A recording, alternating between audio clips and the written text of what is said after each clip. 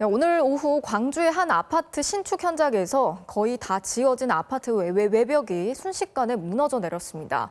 현장에 있던 작업자 5명의 소재가 아직까지 파악이 되지 않고 있어서 경찰이 지금 이 시각까지 수색 작업을 벌이고 있는데요. 바로 현장으로 연결해 보겠습니다. 우종훈 기자 전해주시죠.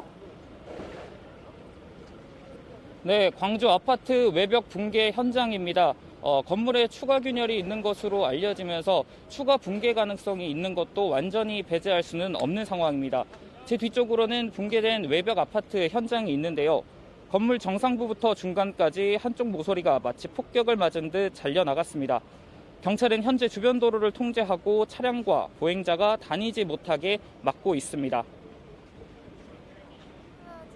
연락이 닿지 않고 있는 분들이 있는데 자세한 상황이 지금 어떻습니까? 그렇습니다. 오늘 사고는 오후 3시 45분쯤 발생했는데요. 사고 당시 39층 옥상에서 콘크리트를 붓는 타설 작업을 하고 있었는데 그 아래쪽인 34층부터 중간인 23층까지 있던 건물 일부가 무너져 내린 겁니다. 이 과정에서 33층에서 작업을 하고 있던 노동자 1명이 건물 잔해에 깔려 29층까지 떠내려왔지만 경상을 입어 병원으로 옮겨졌고 39층에서 타설 작업을 하던 노동자 3명은 급히 대피한 것으로 확인됐습니다.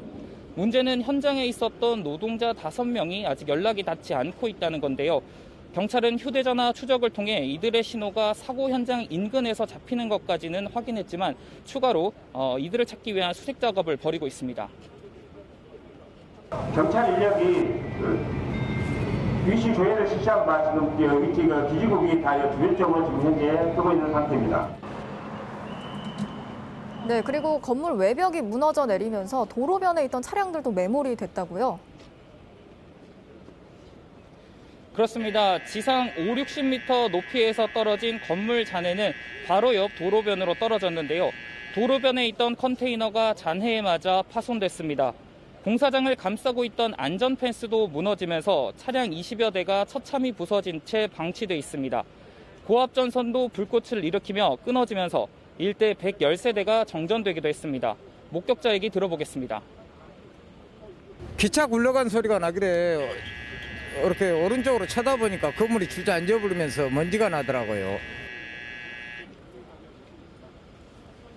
소방당국은 건물에 대한 안전진단을 벌이고 있고 경찰은 평소에도 공사 현장에서 민원이 많았다는 진술을 토대로 정확한 경위를 조사하고 있습니다.